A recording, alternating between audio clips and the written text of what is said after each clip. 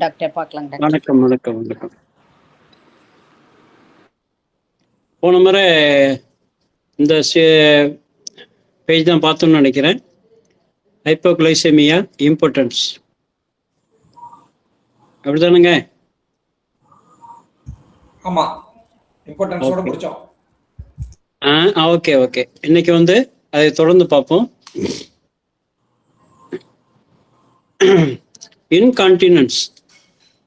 Incontinence அப்படிங்கிறது மோஷனோ யூரினோ வந்துச்சுன்னா அதை அடக்கிக்க முடியாம ரெஸ்ட்ரூம் போறதுக்கு முன்னாலே போயிடுறது, அதாவது அடக்க முடியாம இருக்கிறது. யூரின் வந்தாலோ மோஷன் வந்தாலோ, ஆனா அந்த உணர்வு ரெஸ்ட்ரூம் போய் அதுக்கப்புறம் தான் அது வெளியாகணும்.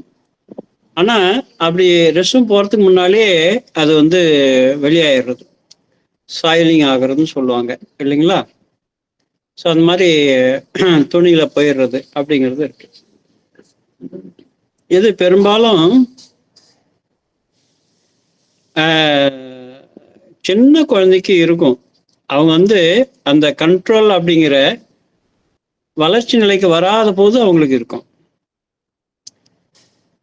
சொல்லாமலே இருப்பாங்க, அதுக்கப்புறம் சொல்ல ஆரம்பிப்பாங்க. அப்புறம் அதுக்கு இடையில சொல்லுவாங்க, எங்க துணி வர்றதுக்குள்ள எடுத்துட்டு வர்றதுக்குள்ள அவங்க அதுக்கான சொல்லுங்க போயிடும். இது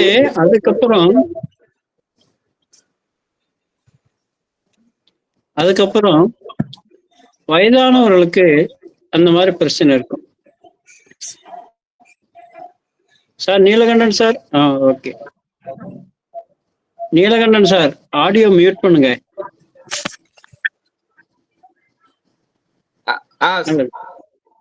okay sir, okay sir, thank you sir. Okay. அப்புறம் வயதானவர்களுக்கு இது இந்த மாதிரி தொந்தரவுகள் வரும், புரியுங்களா? இது ஏன்? இதுக்கான அடிப்படை உணர்ச்சி நிலை அப்படிங்கிறது, உணர்வு நிலைங்கிறது அப்படின்னா என்ன அப்படின்னா, எமோஷனல் ஓவர்ஃப்ளோ. உணர்ச்சிகள் அப்படிங்கிறது ரொம்ப அளவுக்கு அதிகமா கெப்பாசிட்டியை மீறி பொங்கி வழிகிறது. உணர்ச்சி வசப்படுறது நிறைய இருக்கிறது, புரியுங்களா? அடிக்கடி உணர்ச்சி வசப்படுறத சூழ்நிலையின் காரணமாக அடக்கி வைக்கிறது. அங்க உணர்வுகளை நீங்க அடக்க முயற்சி பண்ணும்போது சிறுநீர் மலம் என்பது அடக்க முடியாமல் போகுது. இங்க இருக்கிற பிரஷர் அங்க போய் வேலை செஞ்சு இந்த தொந்தரவை உருவாக்குது. இப்படிதான் ஆசிஸ் மைண்ட் ஆசிஸ் பாடின்னு நம்ம பார்த்துக்கணும். அடுத்தது இன்டைஜஷன். இன்டைஜஷன் அப்படிங்கிறது செரிமான கோளாறு, செரிமானம் ஆகாம இருக்கிறது. அதாவது 3 வேளை சாப்பிட்டோம்னா அடுத்த வேளை சாப்பிட்றதுக்கு முன்னால வயிறு காலி ஆகணும் இல்லையா? அந்த மாதிரி இல்லாம வயிறு புளோட்டிங்கா இருக்குன்னு சொல்லுவாங்க, பசி எடுக்கலன்னு சொல்லுவாங்க, சரியா செரிமானம் ஆகலைன்னு சொல்லுவாங்க. அந்த இன்டைஜஷன் ஏன் ஆகுது அப்படின்னா, எகன் உணர்ச்சி சமநிலை தான் அதுக்கும் காரணமா இருக்கு. வாழ்வியல் ப்ராசஸ்ல வாழ்கின்ற காலங்கள்ல நாம் பல்வேறு விஷயங்களை சந்திப்போம். நமக்கு இப்படி வாழணும் அப்படி வாழணுங்கிற ஒரு கருதுகோள் இருக்கும். நாம் நினைச்ச மாதிரி நடக்கும்போது இயல்பான உணர்வுல இருப்போம், இயல்பான உணர்ச்சி நிலையில் இருப்போம். நாம் நினைச்சது நடக்காத போது நெகட்டிவ் எமோஷன்ஸ் வரும். எதிர்பாராதது நடந்து விட்டாலும் நமக்கு தொந்தரவுன்னு கருதக்கூடிய சம்பவங்கள் நடந்தாலும் உணர்ச்சி வசப்படுவோம். அப்படி விஷயங்களை எதிர்கொள்ள போது கட் லெவல் ஃபியர்னு சொல்றாங்க. கட் லெவல் ஃபியர்னு என்ன? கட்ஸ் இருக்கான்னு கேட்குறாங்கல்ல, அந்த ஒரு தைரியம் இருக்கான்னு கேட்குறாங்கல்ல, அந்த விஷயங்களை, வாழ்வியல் சம்பவங்களை, நிகழ்ச்சிகளை எதிர்கொள்ள முடியாத ஒரு பய உணர்ச்சி வரும்போது, பய உணர்ச்சி வரும்போது மட்டும் இல்லை, அந்த பய உணர்ச்சியோடைய வாழ்ந்து கொண்டு இருக்கும்போது, பய உணர்ச்சி வருது 2 நாள்ல சரியா போகுதுன்னா அந்த 2 நாள் மட்டும் இந்த தொந்தரவு இருக்கும், அப்புறம் சரியா போயிடும். அந்த பய உணர்ச்சியே நாள் கணக்குல, மாத கணக்குல, வருட கணக்குல நீடிக்குது அப்படின்னா இந்த செரிமான கோளாறுங்கிறது பர்மனண்டா இருக்க ஆரம்பிச்சிடும். சரியா சாப்பிடவே முடியாது, சாப்பிட்டா சரியா செரிமானம் ஆகாது. பெரும் பயம், பயம் அப்படிங்கிறதுலயே ஒரு ட்ரெட்டு, பெரிய அளவிலான ஒரு பயம், அச்சம்னு சொல்லலாம். பெரிய அளவிலான பயத்தை அச்சம் சொல்லலாம். ஆன்சைட்டி, ஒரு பதட்டம். கிரிப்பிங் அண்டு கிரண்டிங், அதாவது முணுமுணுப்பு, என்ன செய்யறன்னு தெரியாம தவிக்கும் போது யார்கிட்டையும் வெளிப்படுத்த முடியாம, அதை பிரச்சனையை சால்வ் பண்ண முடியாம முனைகிட்டே முணுமுணுத்துக்கிட்டே இருக்கிறது. இப்போ எப்படி வெளியில நம்முடைய செயல்பாடுகள் தடைப்படுதோ, பயத்தின் காரணமாக, அச்சத்தின் காரணமாக ஒரு முணுமுணுத்து கொண்டு வாழ்க்கை போகுது அப்படின்னா நம்முடைய செரிமானம் என்பது தடைப்படுது. அதற்கான ரசாயன மாறுதல்கள் உள்ளுக்குள்ள நடக்குதுங்க. இந்த பெரும் பயம், பெரும் அச்சம், இந்த பய உணர்வோடைய வாழும்போது உங்களுடைய நாளமில்லா சுரப்பிகளுடைய இயக்கம் என்பது மாறுபடுது. அதனுடைய தொகுபயன் அப்படிங்கிறது செரிமான செயல்பாடை மெதுவாக்குது. செரிமான செயல்பாடை மெதுவாக்குதுங்க. ஸோ அதனால இயல்பாக 3 வேளை இவங்களால பசிச்சு சாப்பிட முடியாது, ஒரு வேளை கட் பண்ணுவாங்க. இதெல்லாம் பார்த்தீங்கன்னா அவங்களுடைய வாழ்வை புரிந்து கொள்வதிலேருந்து வரக்கூடிய விளைவு தாங்க. புரியுங்களா?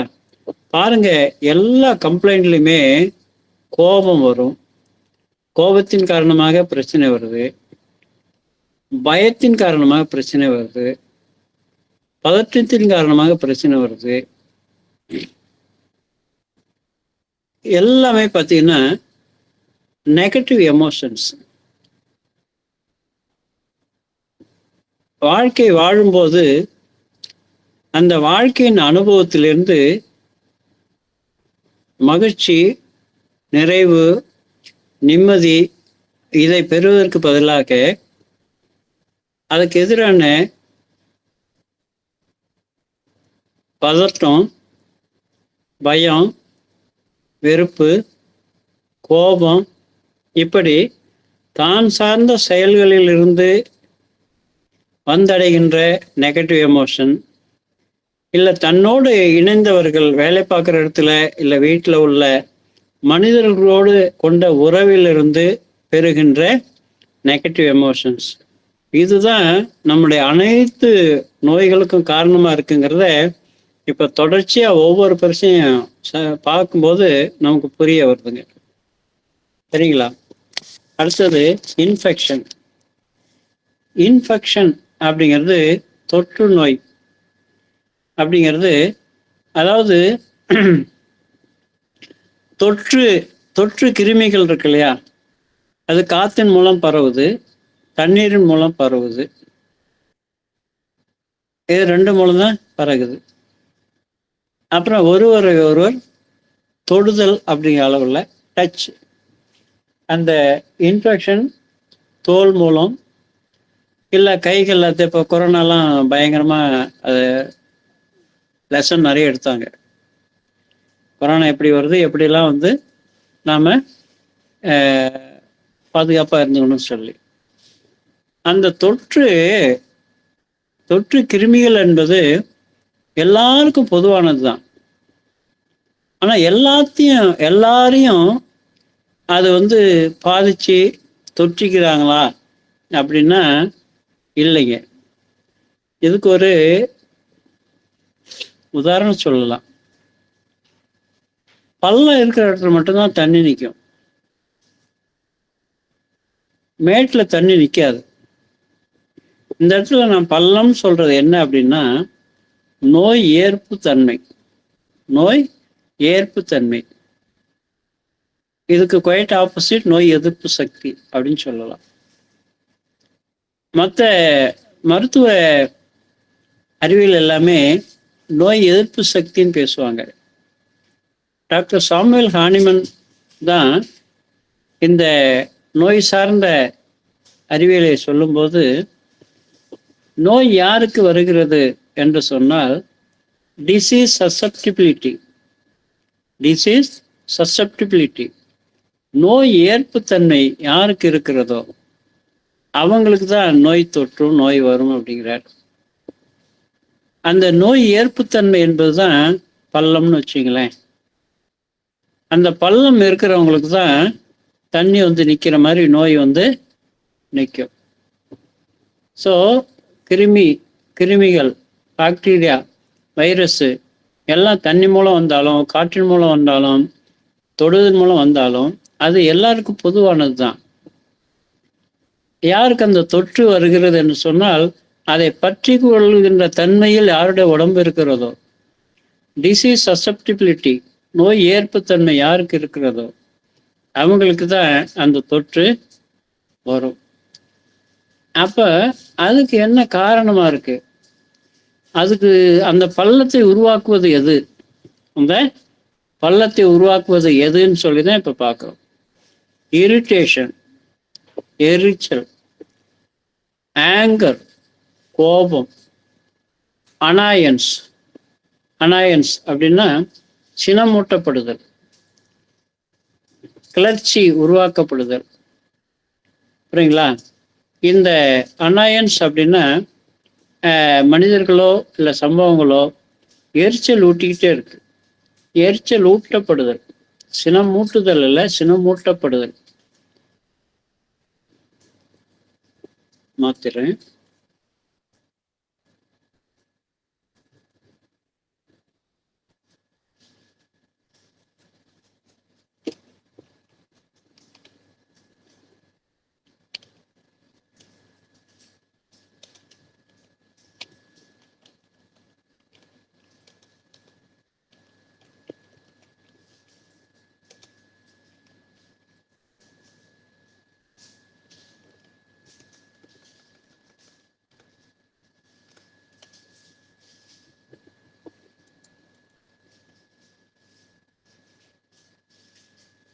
சினம் மூட்டப்படுதல்.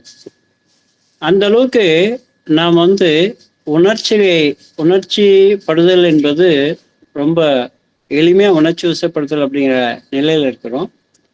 எளிமையா கோவப்படுவது, நம்மளை யாராவது சினமூட்டப்படுறது அப்படிங்கிறதுல ரொம்ப அந்த டிசீஸ் சசப்டிபிலிட்டியோட, நோய் ஏற்புத்தன்மையோட உணர்ச்சி நிலையில ரொம்ப வீக்கா இருக்கிறோம் அப்படின்னு அர்த்தமாகுது. அப்படி இருக்கும்போது நமக்கு தொற்று உடனே பிடிக்குது. இப்போ மெட்ராஸ் வருது, ஸ்கூல்ல போகிற பசங்க யாராவது ஒருத்தர் பிடிச்சிட்டு வருவாங்க.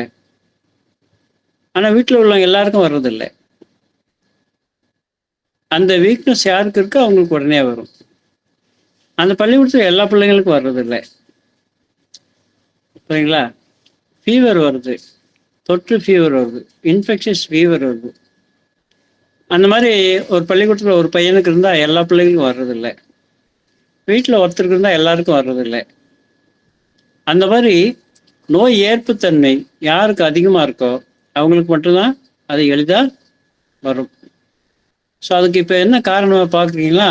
Irritation, anger, annoyance.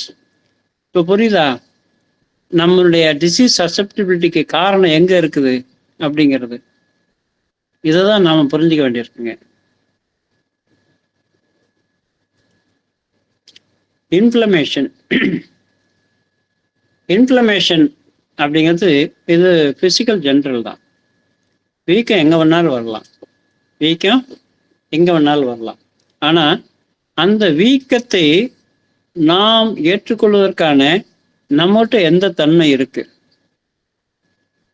அந்த நோய் ஏற்பு தன்மை என்பது எந்த வடிவத்தில் இருக்கு அப்படிங்கிறத இப்போ பார்த்துக்கிட்டே வரோம். இன்ஃப்ளமேஷன் வருது, வீக்கம் வருது, அழற்சி வருது அப்படின்னா அதுக்கு நம்மகிட்ட இருக்கக்கூடிய பயம் எந்த மாதிரியான பயம்? அபாயத்தை எதிர்பார்த்து பயம், ஏதோ ஒரு டேஞ்சரை எதிர்பார்த்து பயம். இது ஒரு few seconds, minutes R hours இருந்தால் ஒன்றும் ஆகாது. அதுவே நாள் கணக்கில், வாரக்கணக்கில், மாசக்கணக்கில் நம்முடைய இயல்பாக இருக்கும்போது இது நடக்கும். ஸோ அபாயத்தை எதிர்பார்த்து பயப்படுவது,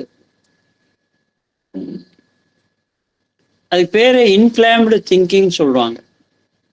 எரிச்சல் ஊட்டப்படுகின்ற சிந்தனை, எரிச்சல் ஊட்டப்படுகின்ற சிந்தனை. அது என்னது? சம்பவங்களோ இல்லை தன்னை சுற்றியுள்ள தான் சார்ந்த மனிதர்களோ அவர்களுடைய நடவடிக்கைகள் நமக்கு ரொம்ப எரிச்சல் ஊட்டுறதா இருக்கும். பொருட்களை இந்த இடத்துல வை, இந்த இடத்துல வைன்னு சொல்லிக்கிட்டே இருப்பாரு. ஆனா யாரும் சொல்லுவார் தவிர அவங்க கேட்க மாட்டாங்க. திரும்ப அதே மாதிரி கொண்டு வைப்பாங்க, எரிச்சல் வரும். ஒரு முறை பார்க்குறாரு, எரிச்சல் வரும். அடுத்த நாள் பார்க்குறாரு, எரிச்சல் வரும். அடுத்த நாள் பார்க்குறாரு, எரிச்சல் வரும். அவங்களும் மாறிக்கிறது இல்லை, இவரும் மாறிக்கிறது. அந்த எரிச்சலுடைய நாள் கணக்கில், மாத கணக்கில், வருஷ கணக்கில் வாழும்போது, ஐயா நீ இந்த மாதிரி நோய் ஏற்பு தன்மையில் இருக்கிற, இந்த மாதிரி உணர்ச்சி நிலை பிறர்ச்சியில் இருக்கிற, நெகட்டிவ் எமோஷன் எப்போதும் வச்சுக்கிட்டே இருக்கிற அப்படிங்கிறத உடல் குறிகள் மூலம் சொல்லுது. அப்படி வரக்கூடியது இன்ஃப்ளமேஷன்.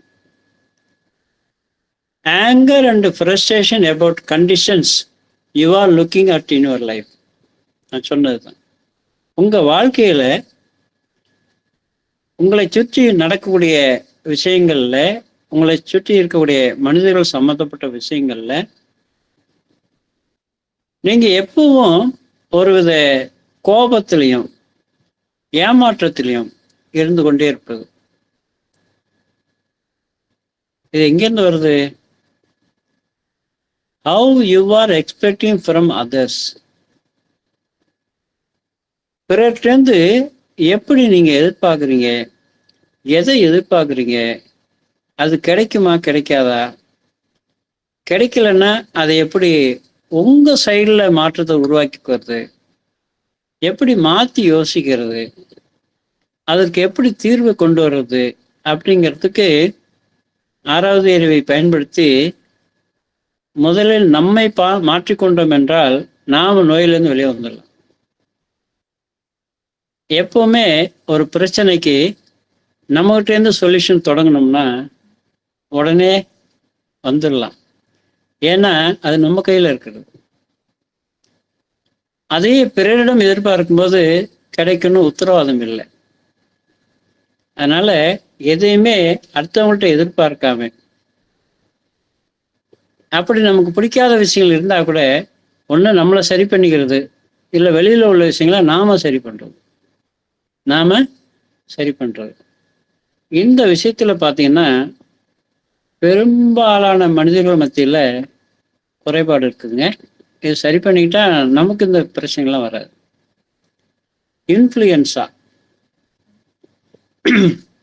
இன்ஃப்ளூயன்ஸா அப்படிங்கிறது சளி காய்ச்சல், நுரையீரல்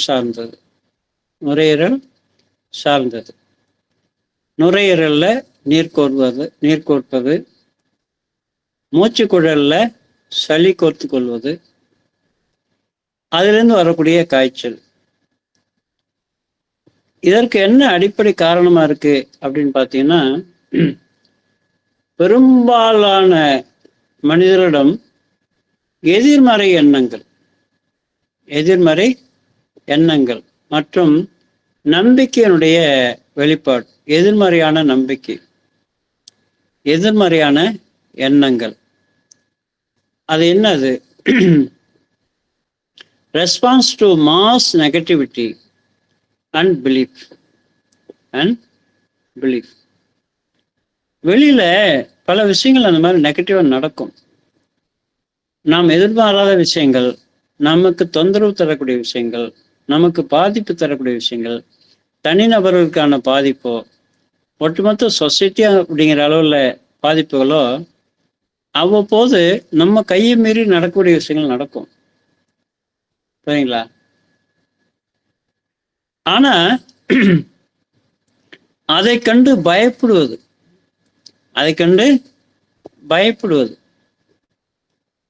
இப்பெல்லாம் சொல்லுவாங்க, ஸ்டாட்டிக்ஸ் வச்சு சொல்லுவாங்க, இந்த பாரு இன்னொரு 10 வருஷத்துல உலகம் அழிய போகுது, இந்த அடுத்த மாசம் உலகம் அழிய போகுது, இந்த மாதிரி விண்கல் வருது. இப்படி பல சந்தர்ப்பங்கள்ல நீங்க பார்த்துருப்பீங்க. புரியுங்களா? ஸோ இது எப்பயோ ஒரு நேரம் நடக்கிறது. இதுவே வாழ்நாளில் தொடர்ச்சியா நடக்குது. யாரோ சொல்றாங்க, ஏதோ நம்பிக்கை அடிப்படையில் சொல்றாங்க, ஏதோ புள்ளி விவரங்கள் அடிப்படையில் சொல்றாங்க, இந்த மாதிரி பிரச்சனை வருது, இந்த மாதிரி பிரச்சனை வரப்போகுது அப்படின்னு சொல்றாங்க. அதை உடனே உள்வாங்கிக்கிறது. என்ன சொன்னாலும் அதை அப்படியே உள்வாங்கிட்டு அதுலேருந்து பயப்பட ஆரம்பிக்கிறது. அந்த ஒரு பலவீனம் நம்மகிட்ட இருந்துச்சுன்னா நமக்கு நுரையீரல் சீக்கிரம் பாதிக்கப்படும், சீக்கிரம் சளி பிடிக்கும். புரியுங்களா? அப்ப இதுக்கு தேவையானது என்ன அப்படின்னா, எப்பொருள் யார் யார் வாய் கேட்பினும் அப்பொருள் மெய்ப்பொருள் காண்பது அறிவு. இவ்வளவுதான். புரியுங்களா? யார் என்ன சொன்னாலும் சரி, அது அவர்களுடைய பயம். அது அவர்களுடைய பயத்தை உங்ககிட்ட நேரில் சொல்லுவாங்க. அங்கே போகக்கூடாது, இங்கே போகக்கூடாது, அது அப்படி பிரச்சனை வரும், இது இப்படி பிரச்சனை வரும், இது உயிருக்கு பயம், இது இன்ஃபெக்ஷன் ஆகும், இதை சாப்பிட்டு இந்த நோய் வரும், அதை சாப்பிட்டு இந்த நோய் வரும். ஸோ இப்படி அவர்களுடைய அறியாமையிலிருந்து எதுக்கெல்லாம் பயப்படுறாங்களோ அதையெல்லாம் அடுத்தவங்கள்ட்ட வெளிப்படுத்துவாங்க. உங்களை கேட்கணும்னு நினைப்பாங்க. நீங்க அதை கேட்டு நீங்களும் அவங்கள மாதிரி பயப்படணும்னு நினைப்பாங்க. இப்படி எதிர்மறையான எண்ணங்களையும் கருத்துக்களையும் உங்ககிட்ட நேரில் திணிப்பாங்க, வாட்ஸ்அப் மூலம் திணிப்பாங்க, இன்ஸ்டாகிராம் மூலம் திணிப்பாங்க. இப்போ அது ரொம்ப சர்வசாதாரணமா நடக்குதுங்க. புரியுங்களா? இது எல்லாமே பார்த்தீங்கன்னா அவங்களுக்கு இருக்கிற பயம். அவங்கள மாதிரி நீங்களும் பயந்தா ஒரு தெம்பு அவங்களுக்கு வந்துடும். ஆனா பயம் யாருக்கு வருது? நமக்கு வருது. எப்படி விஷயங்களை புரிஞ்சிக்க வேண்டியிருக்கு பாருங்க. புரியுங்களா? யார் எந்த கருத்தை சொன்னாலும் ஒரு தைரியமான கருத்தை சொல்றாருன்னா அவர் தைரியமான மனுஷன் அர்த்தம். பயமான கருத்தை சொல்றாருன்னா அவர் பயந்தாங்கொள்ளின்னு அர்த்தம். எப்ப பாரு ஏதாவது நெகட்டிவா பேசிக்கிட்டாரு அப்படின்னா அவர் இந்த உலகத்தை அப்படிதான் நெகட்டிவா பார்க்கிறாருன்னு அர்த்தம். மனிதர்கள் பத்தி நெகட்டிவா சொல்றது, இயற்கை நிகழ்வுகளை பத்தி நெகட்டிவா சொல்றது. புரியுங்களா? இங்க நாம் புரிந்து கொள்ள வேண்டிய விஷயம் என்னன்னா, யார் எதை சொன்னாலும் அவர் என்ன சொல்றாரு, எதற்காக சொல்றாரு, அதுல என்ன உண்மை இருக்கு, அதுல என்ன உண்மை இல்லாத விஷயங்கள் இருக்கு, இதை ஆய்வு செஞ்சு நீங்க ஃபில்ட்ரேஷன் பண்ணிட்டீங்கன்னு வச்சுங்களேன், உங்களுக்கு பயத்துக்கு வேலை கிடையாது, அதிர்ச்சிக்கோ பயத்துக்கோ வேலை கிடையாது. சரிங்களா? ஸோ இதுதான் பெரும்பாலுடைய எதிர்மறை எண்ணங்கள் மற்றும் நம்பிக்கையின் வெளிப்பாடாக இந்த இன்ஃப்ளூயன்ஸா சளி காய்ச்சல் வருது அப்படின்னா, இது தொடர்ச்சியா அந்த வீக்னஸ்ல நாம இருந்தோம்னா நமக்கு வரும். சொல்றவர் சொல்லிட்டு போயிடுவாரு, விதைக்கிறவர் விதைச்சிட்டு போயிடுவாரு. அதுக்கு அந்த விதைக்கு தேவையான ஈரப்பதத்தையும் காற்றையும் வெப்பத்தையும் நாம கொடுத்தோம்னா செடிங்க முளைக்க ஆரம்பிச்சிடும். புரியுங்களா? ஸோ அதனால யார் என்ன சொன்னாலும் சரி, அதுல எந்த அளவுக்கு உண்மை இருக்கு, சத்தியம் இருக்கு அப்படிங்கிறத நாம தான் புரிந்து கொள்ளணும். அந்த ஆற்றலை நாம் வளர்த்து கொள்ள வேண்டுமே தவிர வெளியில அவங்க இப்படி பேசுறாங்க அப்படி பேசுறாங்க. நண்பர் ஒருத்தர் சொன்னார், சார் நீங்க சொன்ன மாதிரி நான் பார்த்தேன், ஃப்ரெண்டு ஒருத்தர் எப்போ பார்த்தாலும் நெகட்டிவாகவே பேசிக்கிட்டு இருப்பார் சார். அவன் இப்படி பண்றான், இவன் இப்படி பண்றான், அவன் இப்படி பண்றான், இவன் இப்படி பண்றான், நாட்டில் இப்படி நடக்குது அப்படி நடக்குது, எப்போ பாரு நெகட்டிவா பேசிட்டு இருப்பார் சார். நானே ஒரு தெளிவு இல்லாம இருக்கிறேன். அவரை பார்த்தா இன்னும் கொஞ்சம் பயந்து போய் தெளிவு இல்லாம வர்றேன் நான். அதனால இப்பெல்லாம் அவரை பார்க்கறது இல்லை. அவர் ஃபோன் பண்ணாலும் அந்த ஃபோன் எடுக்கிறது இல்லை. அவர்கிட்ட பேசுறதே கிடையாது. டோட்டலா நான் அவாய்ட் பண்ணிட்டேன். இப்போ நான் நல்லா இருக்கேன் சார். இப்போ வந்து எனக்கு அந்த மாதிரி ஒரு பயம், தெளிவில்லாத ஒரு விஷயம், அச்சம் அதெல்லாம் வந்து நிறைய மோர் தென் 50% குறைஞ்சிருக்கு அப்படின்னு சொல்றாருங்க. இதுதான் நாம் நம்மை முறைப்படுத்தி கொள்ள வேண்டியது. புரியுங்களா? ஸோ நமக்குள்ள அந்த மாதிரி நெகட்டிவான விஷயங்கள் உள்ள வராம பார்த்து கொள்வது, நாம் பார்க்கக்கூடிய விஷயங்களையும் பாசிட்டிவா பார்க்கணும், நல்ல விஷயங்கள் மட்டுமே பார்ப்பது. புரியுங்களா? ஓகே.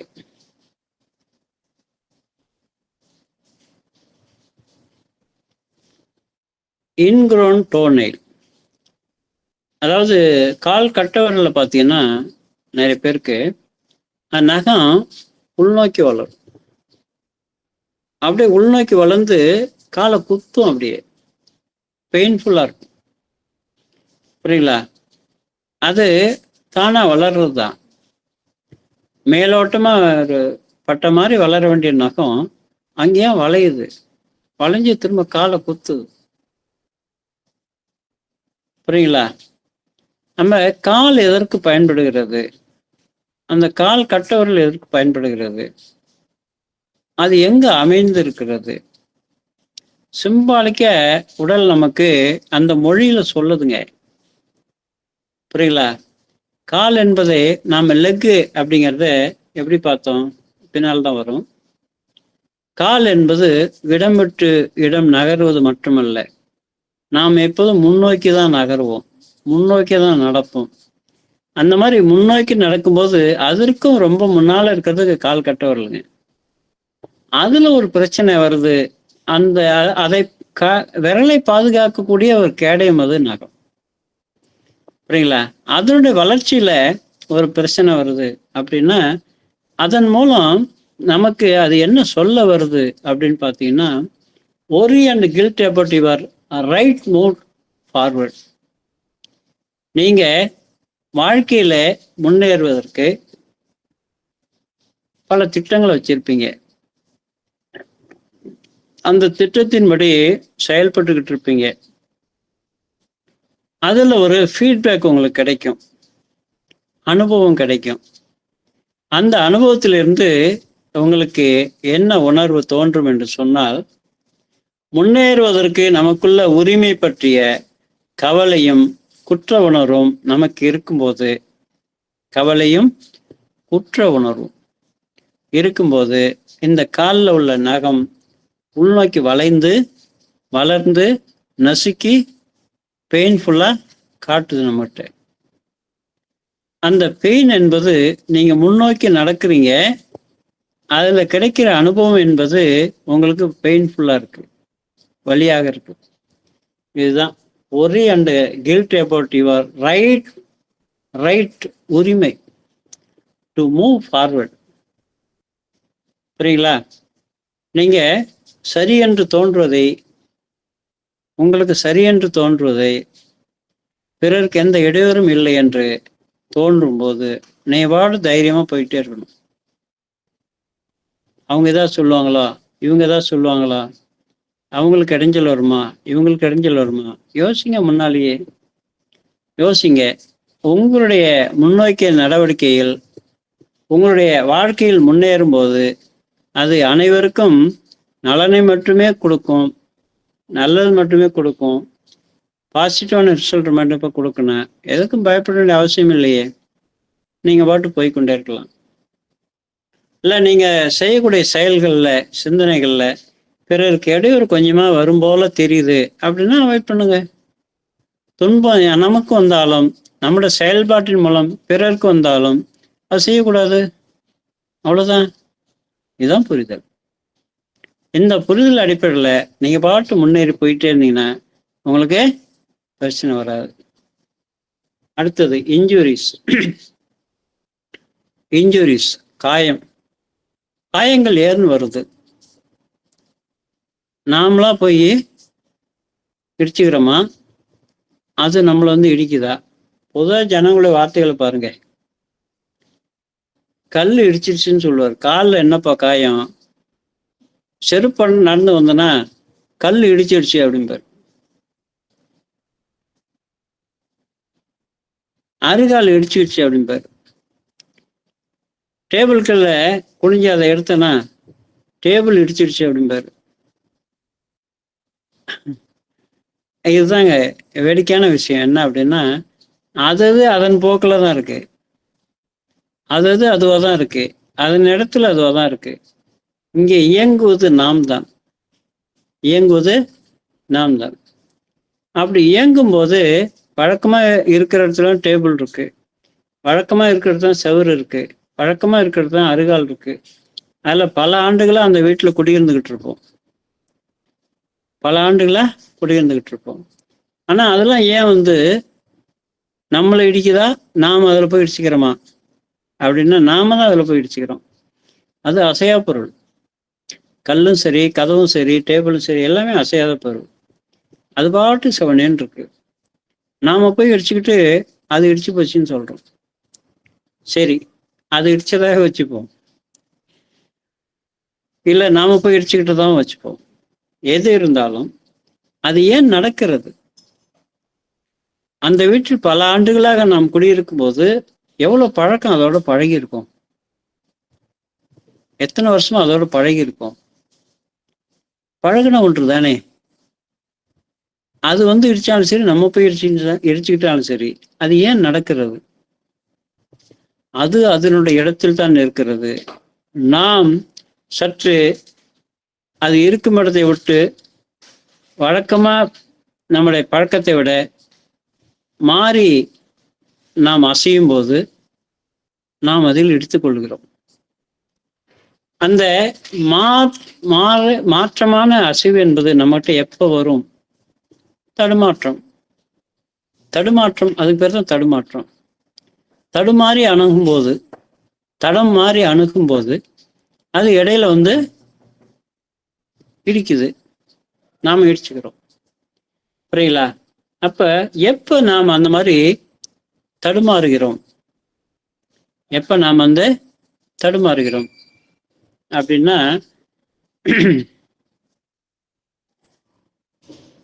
வேலைக்கு போகிற டைம் ஆச்சு, சாவி நான் வச்ச இடத்துல இல்லை நானே வேற இடத்துல மாற்றி வச்சுட்டேன், சாவி எங்கே இருக்குன்னு தெரியல, நான் இப்போ உடனே புறப்பட்டாகணும், டைம் ஆகிப்போச்சு, போகிறதுக்கு 5 நிமிஷம் ஆகும், இல்லை அரை மணி நேரம் ஆகும், சரியா அரை மணி நேரம் தான் இருக்குது.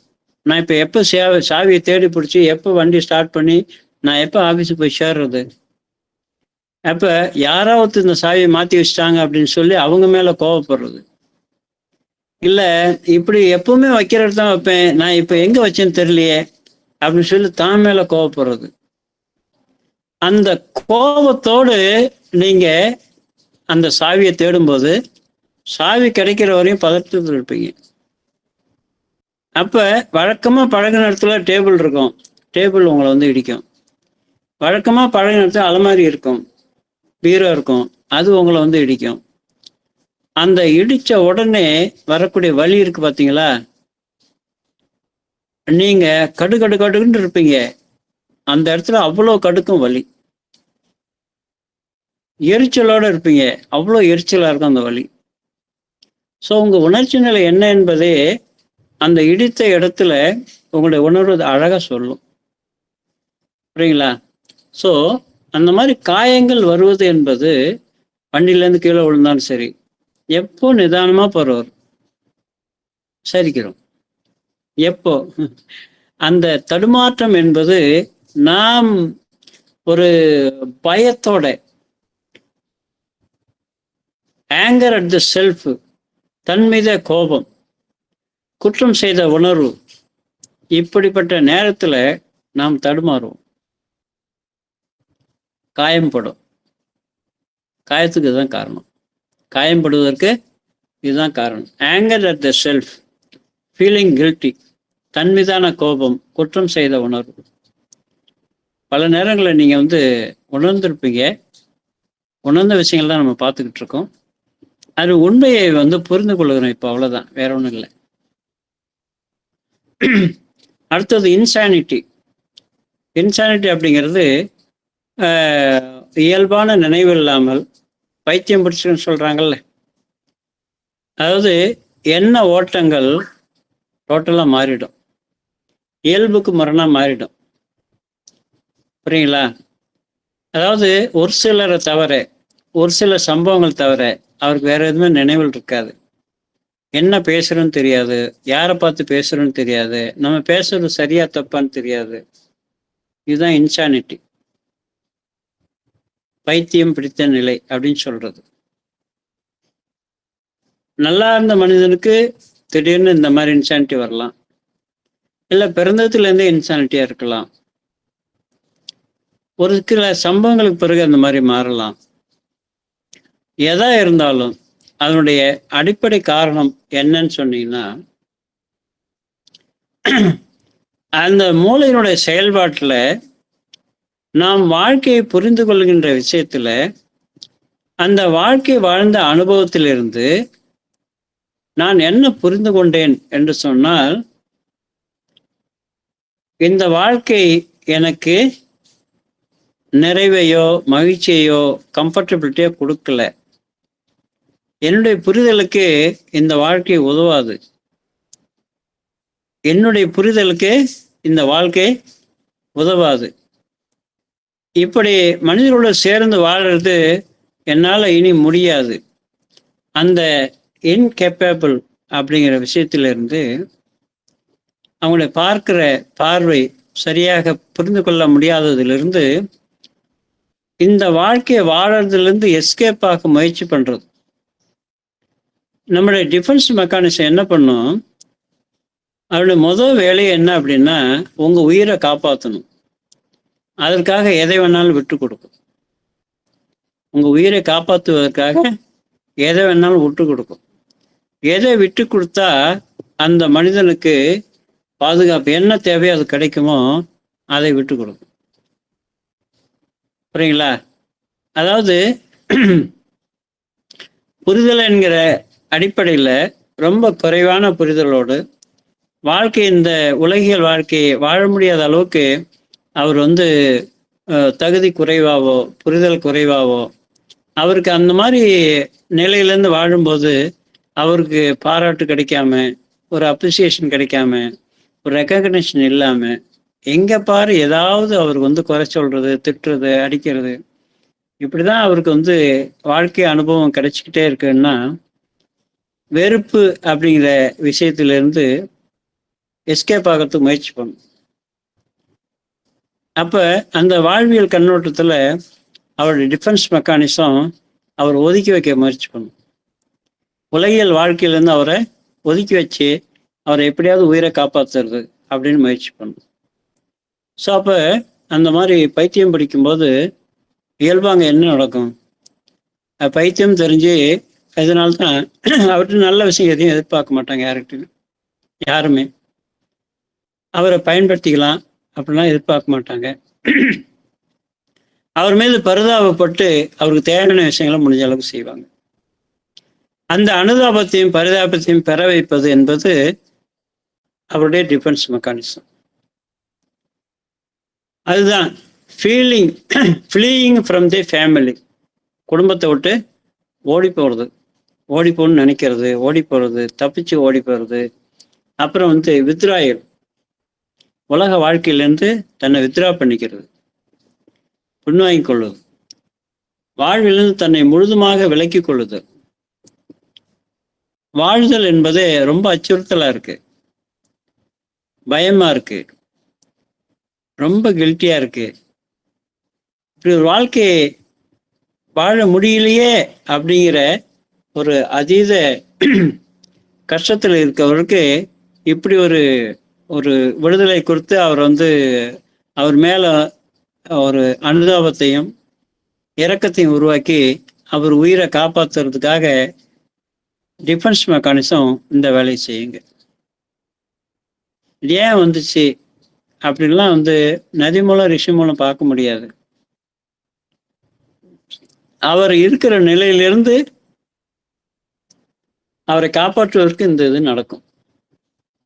ஃப்ளீயிங் ஃப்ரம் தி ஃபேமிலி, அது ஃபேமிலி ரொம்ப அச்சுறுத்தக்கூடியதா இருக்கு, அவருக்கு ரொம்ப பிரச்சனையா தெரியும். எங்க போவாரு? எல்லாரும் அவர் டீஸ் பண்ணிக்கிட்டே இருந்தாங்கன்னா எங்க போவாரு?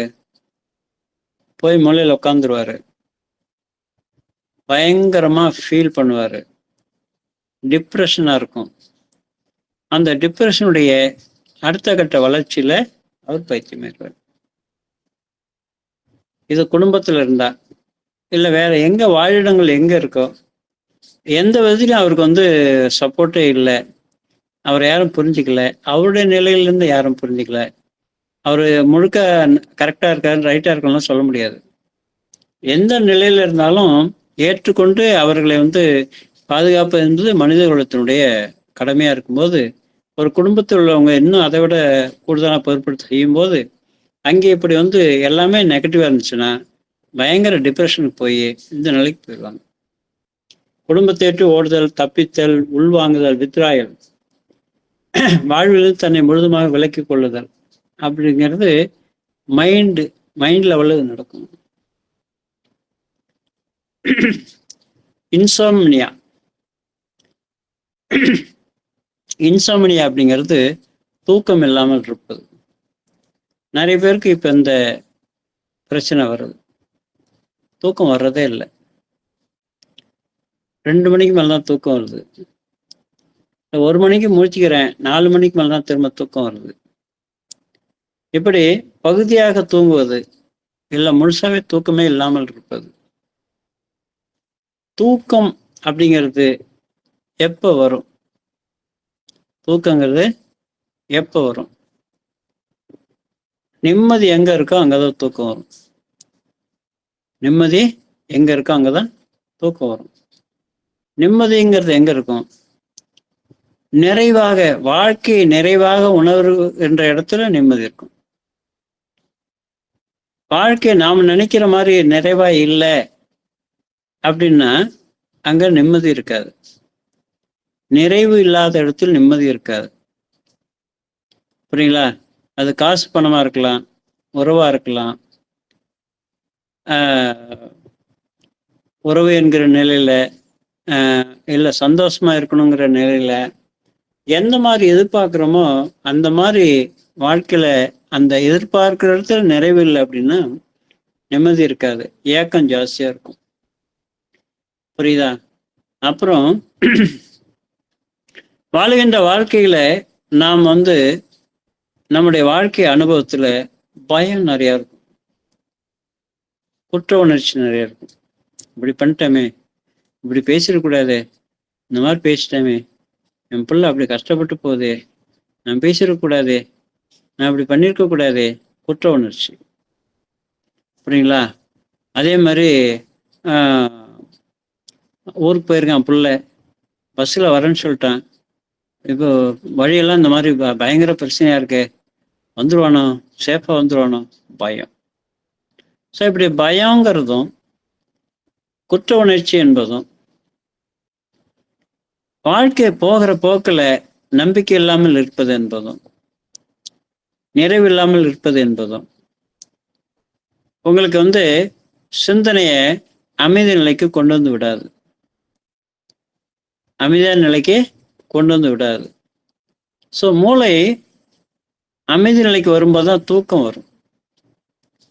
குறைஞ்சபட்சம் அமைதி நிலைக்கு வந்தாச்சு, ஆனால் இன்னும் கொஞ்சம் இருக்கு, இன்னும் கொஞ்சம் உள்ள பிரச்சனை இருக்கு, அதை கனவா கொண்டு வந்து சரி பண்றதுக்கு முயற்சி பண்ணும். புரியுங்களா? அதையும் மீறின விஷயங்கள் இருக்கும்போது தான் தூக்கமே வராம இருக்கும். புரியுங்களா? அப்ப என்ன சொல்றாங்க? அமைதியாக இருக்கிறதுக்கு மியூசிக் கேளுங்க, தூங்குற நேரத்தில் அமைதியை கொண்டு வரதுக்கான மெடிடேஷன் மியூசிக் கேளுங்க, இல்லை மெடிடேட் பண்ணுங்க. இதெல்லாம் எதுக்கு? Relaxation method. இதெல்லாம் எதுக்கு? மனதை ரெஸ்ட் கண்டிஷன் கொண்டு வரதுக்கு, அமைதியான நிலை கொண்டு வரதுக்கு. அப்படின்னா என்ன அர்த்தம்? தூக்கம் வரலன்னு என்ன அர்த்தம்? ஏன்னா உங்க மைண்ட் இன்னும் அமைதிக்கு வரல. இந்த பயமும் குற்ற உணர்ச்சியும் நிறைவற்ற தன்மைகளும் உங்களை வந்து யோசிக்க வச்சுக்கிட்டே இருக்கு. ஸோ மூளை ரெஸ்ட்டுக்கு போனால் தான் தூக்கம் வரும். இதுதான் இன்சோமனியா, தூக்கமின்மைக்கு காரணமா இருக்கு. இன்டெஸ்டின்ஸ், குடல். குடல் என்பது என்ன? அது என்ன வேலை பார்க்குது? நீங்க சாப்பிட்றீங்க, சாப்பாட்டில் இருக்கக்கூடிய சத்து பொருள்களை உள்கிரகிக்குது, சத்து பொருள்களை உள்கிரகிக்குது, கழிவுகளை வெளியேற்றுது.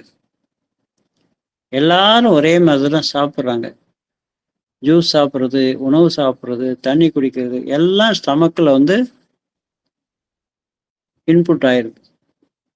புரியுங்களா? அப்போ எக்ஸ்கிரீஷன்ஸ் அப்படிங்கிறது கழிவுகளை வெளியில் வருது. இது ரெண்டுக்கும் இடையில என்ன நடக்குது அப்படின்னா, கழிவுகளை மட்டும் வெளியேற்றி விட்டு என்ன நியூட்ரிஷன்ஸ், சத்து பொருள்களை அது வந்து உள்கிரகிச்சு எங்கே அனுப்பணும் அங்கெல்லாம் அனுப்புது. அப்போ குடலோட வேலை என்ன அப்படின்னா, தன்மயமாக்குறது, உறிஞ்சி எடுத்துக்கிறது. உறிஞ்சி எடுத்துக்கிறது. எதை உறிஞ்சி எடுத்துக்கிறது? நல்ல பொருள்களை, உடம்புக்கு தேவையான சத்து பொருள்களை உறிஞ்சி எடுத்துக்கணும், தேவையில்லாதவற்றை வெளியே அனுப்பணும். இதுதான் குடலோட வேலை. இது மனதில் இருக்கக்கூடிய எந்த மாதிரியான பிரச்சனைய இங்க சிம்பாலிக்கா காட்டும் அப்படின்னு பார்த்தீங்கன்னா, அசிமுலேஷன் அண்டு அப்சார்ப்ஷன் அப்படிங்கிறது தன்மயமாக்கலையும் உறிஞ்சப்படுதலையும் குறிக்கிறது. அப்படிங்கிறது என்ன அப்படின்னா, அந்த நம்ம சுற்றி நடக்கக்கூடிய விஷயங்கள், நம்ம சுற்றி நடக்கக்கூடிய விஷயங்களை நாம் எப்படி பார்த்து புரிந்து கொள்கிறோம் என்பது இது சிம்பாலிக்கா காட்டும். நம்மை சுற்றி நல்ல விஷயங்கள் நிறைய நடக்கும், நமக்கு பொருந்தாத விஷயங்கள் நிறைய நடக்கும், நமக்கு எதிரான விஷயங்கள் நிறைய நடக்கும். புரியுங்களா? நாம் பார்ப்பதன் மூலமும் கேட்பதன் மூலமும் நுகர்வதன் மூலமும் உணர்வதன் மூலமும் நல்ல விஷயங்களை ஏற்று உள்ளே செரிமானம் செய்து கொள்வது, நாம் உள்கிரகித்துக் கொள்வது, தப்பான விஷயங்களை, எதிரான விஷயங்களை உள்ளே கிரகிக்காமல் அதை வெளியிலேயே அனுப்பி விடுறது. இப்படிங்கிற பார்வை இருக்கிறவங்களுக்கு குடல்ல எல்லாம் ஒன்றும் பிரச்சனை வராதுங்க. குடல்ல பிரச்சனை வராது. நம்ம ஏற்கனவே பார்த்தோம்ல, செரிமான கோளாறு எங்க வருது? ஜீரணிச்சிக்க முடியாம, வெளியே நடக்கக்கூடிய விஷயங்கள் ஜீரணிச்சிக்க முடியாம இருக்கும்போது செரிமானத்தில் பிரச்சனை வருது. புரியுங்களா? இதுதான். அடுத்தது இச்சிங். இச்சிங்கிறது என்ன? இச்சிங் அப்படிங்கிறது உங்களால பொறுத்து கொள்ள முடியாத ஒரு விஷயத்தை அங்க செய்ய தூண்டுவது. அரிப்பு.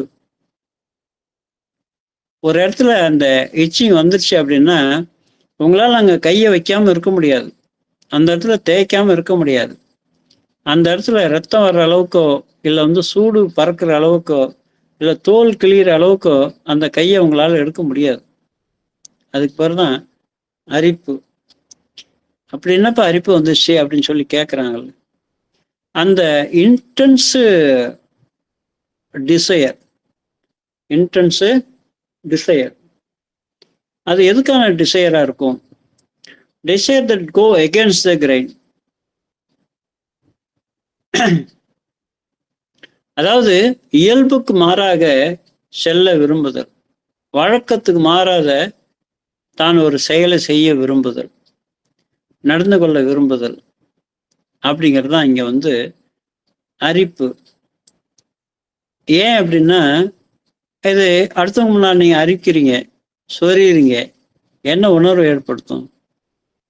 சே, அசிங்கமா இருக்க, இது அடுத்தவங்க முன்னால் இப்படி வந்து அரிக்கிறது நல்லா இல்லையே அப்படின்னு சொல்லக்கூடிய ஒரு செயல் இருக்கு இல்லையா?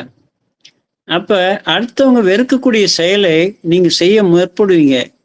அதுவே உங்களுக்கு ஒரு எதிர்மறையான ஒரு எண்ண ஓட்டத்தை கொண்டு வந்து ஒரு குற்ற உணர்ச்சியையோ இதுல வந்து ஒரு செய்யக்கூடாதுங்கிற நினைச்சுக்கிட்டே செய்யறதையோ, புரியுங்களா?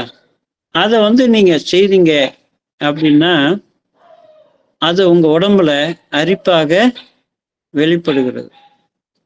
இயல்புக்கு மாறாக செல்ல விரும்புதல், செய்ய விரும்புதல், மன நிறைவு இல்லாம இருக்கிறது, அன்சாட்டிஸ்ஃபைடு, மன நிறைவு இல்லாமல் இருப்பது, வருத்தத்தில் இருப்பது, வருத்தப்பட்ட சிந்தனையில் இருப்பது.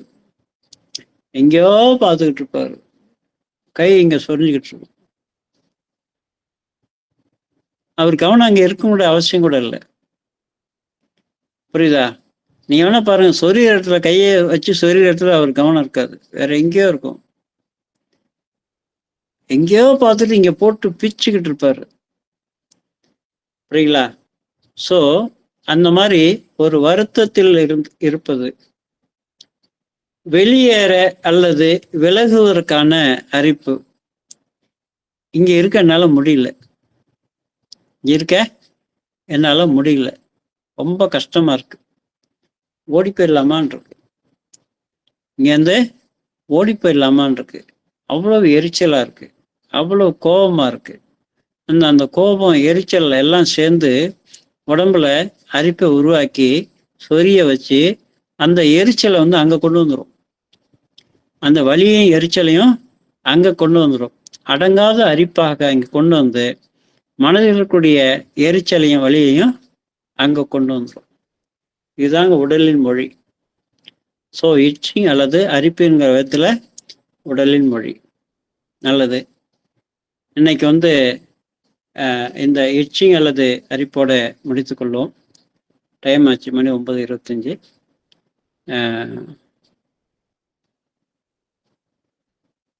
ஓகேங்களா?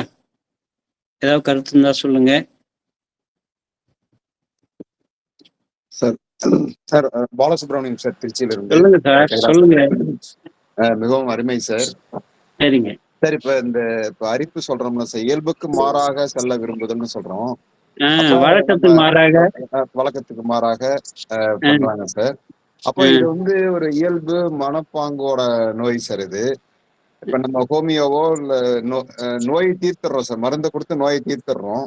அவங்க மனப்பாங்கு மாறல அப்படின்னா அவங்களுடைய போக்க மாத்திக்கலன்னா திரும்பவும் வந்துருமா சார் இந்த டிசீஸ்? அவங்க மனப்பாங்க மாறும்போது தான் நோய் தீரும். அந்த மனப்பாங்க மாறுவது என்பது உங்க ஹோமியோ மருந்து வந்து முதல்ல அங்க மனப்பக்குவத்தை மாத்தி தான் உடல் இயக்கத்தை சீராக்கி தான் அங்க அரிப்பு வராம நடக்குது. சரிங்க சார், சரிங்க சார். அந்த உள்ளார்ந்த உடல் இயக்கம் இருக்கு இல்லையா? ஆமா சார். அந்த உள்ளார்ந்த உடல் இயக்கம் என்பது அந்த மனநிலையில வந்து சீரான பிறகு உணர்ச்சி நிலையில சீராகி உடல்நிலையில சீராகும். ஓ சரி, சரிங்க சார். புரியுங்களா? புரியுதுங்க சார். ஆமா, எனர்ஜி பேட்டர்ன் சரி பண்ணாம மூளை சரியாகாது, மூளையினோட செயல்பாடு சரியாகாது. மூளையினோட செயல்பாடு சரியாகுமே, உணர்ச்சி நிலை செயல்பாடு சரியாகாது. எனர்ஜி பேட்டர்ன் சரி பண்ணிருக்கு. இது நீங்க சொல்றீங்க, நாங்க மறந்து போயிடுறோம். நாங்க எனர்ஜி பேட்டர்ன் சரியாகுதுங்கிறது மறந்து நாங்க நோயை சரி பண்றதுலயே நினைக்கிறோம். சரிங்க சார். இது பெரிஃபரல்ல வர்றது அவுட் சைடு எக்ஸிபிஷன் தான். Okay sir, okay sir. ஆமா, இயக்கங்கிறது உள்ளுக்குள்ள இருக்கு. Okay sir. ரசாயன சமநிலை. Okay sir, okay sir. ரொம்ப அருமைங்க சார். இன்னைக்கு வந்து மேக்ஸிமம் ஸ்ட்ரென்த் சார் 41 பேர், நீங்க பிளஸ் 40 பேரு பயிற்சியில இருந்துட்டாங்க சார். அதுக்கப்புறம் உங்களுக்கு ஒரு வாழ்த்து சொல்லணும் சார். கடந்த 11/12 நம்ம ஹோமியோ செமினார் மிக அருமையா இருந்தது. இந்த குரூப்ல, வாட்ஸ்அப் குரூப்ல இருக்கிறவங்களும் இந்த ஆன்லைன் பயிற்சியில இருக்கிறவங்க நிறைய பேர் வந்திருந்தாங்க. பிரீத்தி மேடத்தை வச்சு நீங்க அந்த பண்ண ப்ரோக்ராம் ரொம்ப அருமை சார். இன்னொரு இன்விடேஷன் நான் இந்த இடத்துல சொல்லிக்கிறேன் சார். அன்பர்கள் அனைவருக்கும் வணக்கம். நான் வந்து இந்த பெல் மனவளக்கலை மன்றத்துல பேராசிரியரா இருக்கேன். இப்ப சார் சொன்னது போல இந்த நோய்க்கான மூலம் வந்து சார் இப்ப எக்ஸ்பிளைன் பண்ணிட்டு இருக்கிறாங்க. இதை வந்து ஞாயிற்றுக்கிழமைக்கு ஒரு சிறப்பு நிகழ்ச்சியா பாலாஜி நகர்ல இருக்கக்கூடிய அருவி திருக்கோயில்ல காலையில 9 மணிலேருந்து மதியானம் 1 மணி வரைக்கும் வந்து சார் வந்து ஒரு ப்ரோக்ராம் பண்ணணும், நீங்க இதை எக்ஸ்பிளைன் பண்ணணும்னு நான் ரிக்வஸ்ட் பண்ணியிருக்கேன். சாரும் வந்து அந்த நிகழ்ச்சியை நடத்தி கொடுக்கறதுக்காக அக்செப்ட் பண்ணியிருக்கிறாங்க, ஏற்றிருக்கிறாங்க. அதனால doctor Sivanandam, founder of homeo, Manitham homeo, இவங்க வர்றதுக்கு அக்செப்ட் பண்ணியிருக்கிறாங்க. இந்த நிகழ்ச்சியை கேட்டுட்டு இருக்கிறவங்க, திருச்சியில இருக்கிறவங்க அல்லது திருச்சிக்கு வர முடிகிறவங்க, பாலாஜி நகர் அன்னைக்கு அந்த பாலாஜி நகர்ல அருவி திருக்கோயில் இருக்கு. வர 19th வர சண்டே, இன்னைக்கு வெனஸ்டே இல்லைங்களா, இந்த 3 நாள்ல